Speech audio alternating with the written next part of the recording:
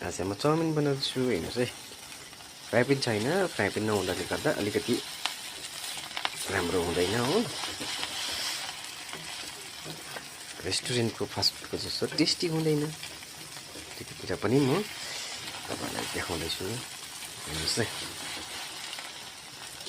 यसो टक्क गरेँ मैले हो, चाउमिन बनाएँ, पाक्न थियो।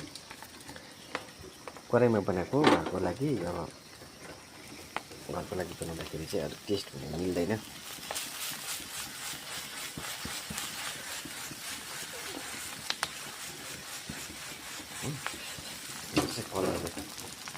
कलर चाहिँ फेरि वन्डरफुल छ, यस्तो हुन्छ हो चाउमिन चाहिँ, यस्तो मनपर्छ मलाई चाहिँ।